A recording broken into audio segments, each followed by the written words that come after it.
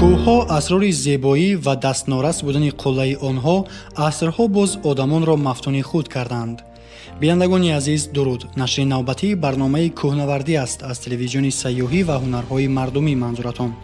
ёдовар мешавем ки мо ба шумо дар нашрҳои гузаштаи барнома бо тартиби аз кам ба зиёд аз мавқеи 60-ум то зинаи 1-уми кӯҳҳои баландтарини Осиё маълумот дода будем. дар ин нашр бошад мо номгӯи 20 кӯҳи баландтарини аврупоиро бо тартиби аз кам ба зиёд овардем. бароятон донистани ин маълумот ҷолиб аст, пас моро ҳамроҳ бошед.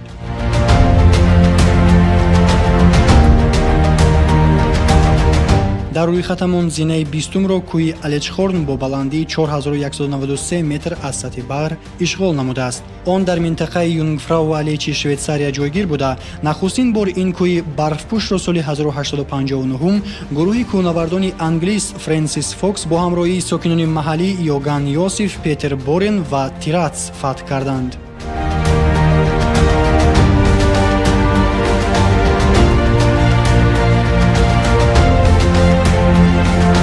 ҷои 19-умро дар рӯйхатамон кӯҳи Финстерархон бо баландии 4274 метр аз сатҳи баҳр ишғол кардааст. вай дар минтақаи Берни Швейтсария ҷойгир буда, аввалин маротиба то ба қуллаи ин кӯҳи барфпӯш соли 1829 гурӯҳи кӯҳнавардони олмонӣ Якоб Лейтхолд ва Йоган Верн баромаданд.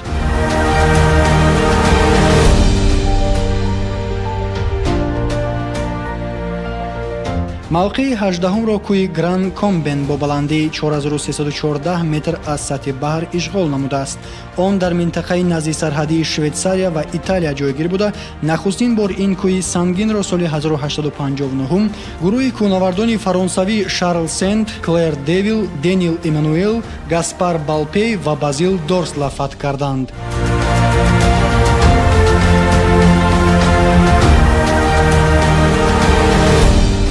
дар рӯйхатамон зинаи 17-умро кӯҳи Базардюзио бо баландии 4466 метр аз сатҳи баҳр ишғол кардааст. вай дар минтақаи назди сарҳадии ҷумҳурии Озарбойҷон ва Федератсияи Русия ҷойгир буда, аввалин маротиба то ба қуллаи ин кӯҳи барфпӯш соли 1849 прапорщики хаританигори русиягии Сергей Тимофеевич баромадааст.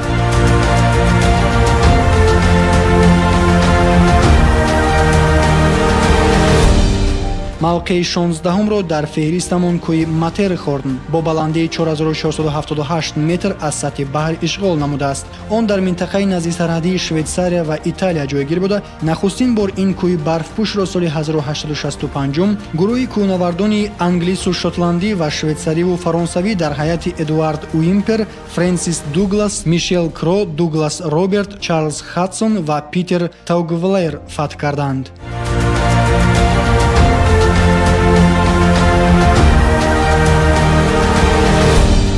зинаи 15-умро кӯҳи Вайсхорн бо баландии 4506 метр аз сатҳи баҳр ишғол кардааст.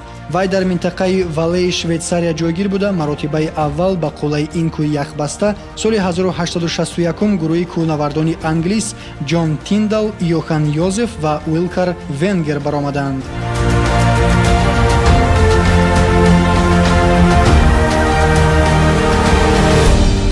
дар феҳристамон мавқеи 14-умро кӯҳи Лискам бо баландии 4527 метр аз сатҳи баҳр ишғол намудааст. он дар минтақаи назди сарҳадии Швейтсария ва Италия ҷойгир буда, нахустин бор ин кӯҳи барфпӯшро соли 1861 гурӯҳи кӯҳнавардони англису швейтсарӣ дар ҳайати 14 нафар фатҳ карданд.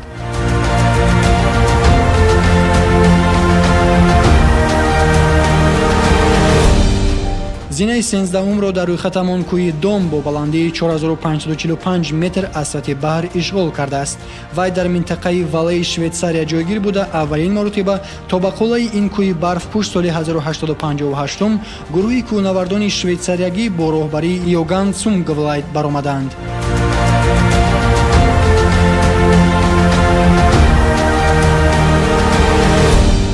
мавқеи 12-умро кӯҳи Дюфур бо баландии 4634 метр аз сатҳи баҳр ишғол намудааст. он дар минтақаи баландкӯҳҳои Монтерози Швейтсария ҷойгир буда, нахустин бор ин кӯҳи барфпӯшро соли 1855 кӯҳнаварди англис Чарлз Хадсон баромадааст.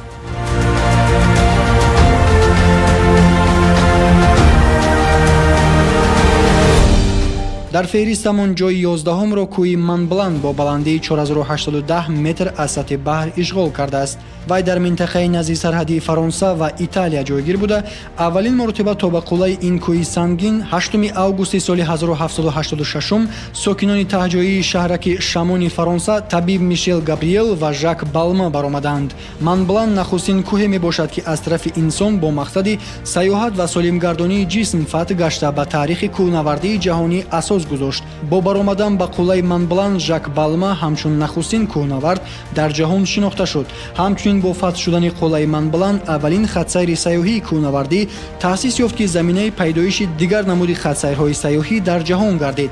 то ба ҳол шаҳри Шамони Фаронса маркази кӯҳнавардони ҷаҳон ва рӯзи пайдоиши кӯҳнавардӣ ё худ алпинизм 8 август рӯзи фатҳи қуллаи Монблан арзёбӣ мегардад.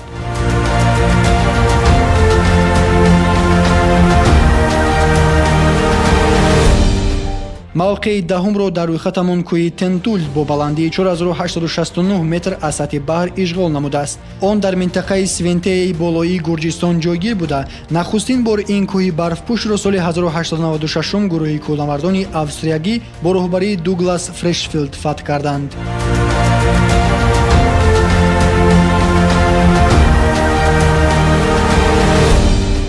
зинаи нуҳумро дар рӯйхатамон кӯҳи Катентау бо баландии 4979 метр аз сатҳи баҳр ишғол кардааст. вай дар минтақаи баландкӯҳи Безингии сарҳади Федератсияи Русия ва Гурҷистон ҷойгир буда, аввалин маротиба қуллаи ин кӯҳи барфпӯш соли 1889 фатҳ гардидааст. шахсияти фатҳкунандаи Катентау то ҳол маълум нест.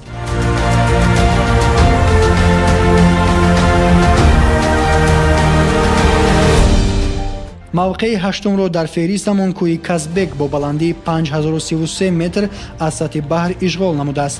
он дар минтақаи назди сарҳадии Федератсияи Русия ва Гурҷистон ҷойгир буда, нахустин бор ин кӯҳи вулқониро соли 1868 кӯҳнавардони англис Фрешфилд, Тукер ва Адолф Уорбертон фатҳ карданд.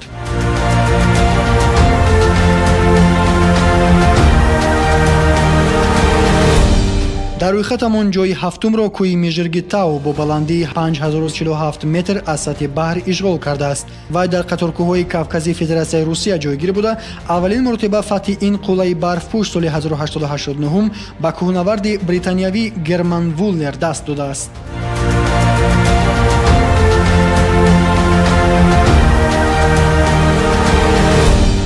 мавқеи шашумро дар феҳристамон кӯҳи Джангитау бо баландии 5085 метр аз сатҳи баҳр ишғол намудааст. он дар минтақаи назди сарҳадии Федератсияи Русия ва Гурҷистон ҷойгир буда, нахустин бор ин кӯҳи сангинро соли 1888 кӯҳнаварди англис Ҷон Кокин фатҳ кардааст.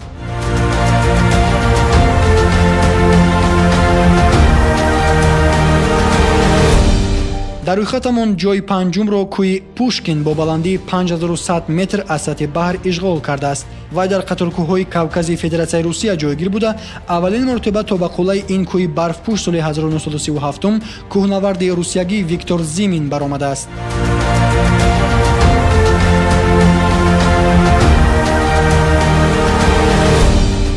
мавқеи чорумро дар феҳристамон кӯҳи Каштантау бо баландии 5152 метр аз сатҳи баҳр ишғол намудааст. он дар қаторкӯҳҳои Кавкази Федератсияи Русия ҷойгир буда, нахустин бор ин кӯҳи барфпӯшро соли 1899 гурӯҳи кӯҳнавардони британиявӣ бо роҳбарии Герман Вуллей фатҳ карданд.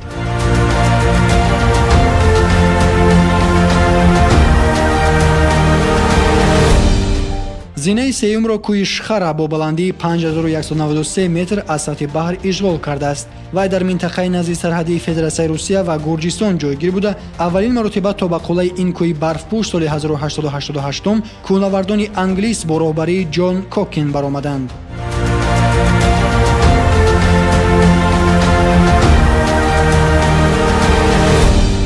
ҷойи дуюмро дар феҳристамон кӯҳи Дихтау бо баландии 5204 метр аз сатҳи баҳр ишғол намудааст. он дар қаторкӯҳҳои Кавкази Федератсияи Русия ҷойгир буда, нахустин бор ин кӯҳи барфпӯшро соли 1888 кӯҳнавардони британиявӣ Алберт Мемери ва Зарфлу фатҳ карданд.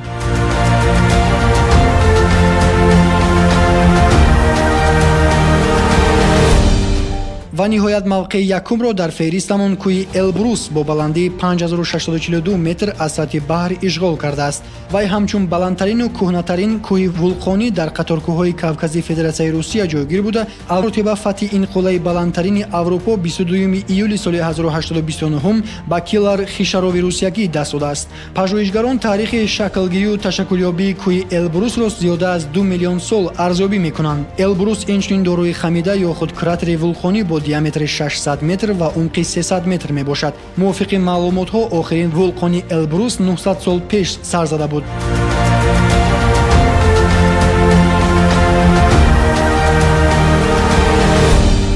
биандагони азиз, тавре маълум мегардад, баландтарин кӯҳҳои Аврупо дар нисбати кӯҳҳои осиёӣ хеле паст ҳастанд. Баландтарин кӯҳи ҷаҳонӣ ки дар қитъаи Осиё ҷойгир аст, Эверест, назар ба кӯҳи баландтарини Аврупо Элбрус 3206 метр баландтар аст.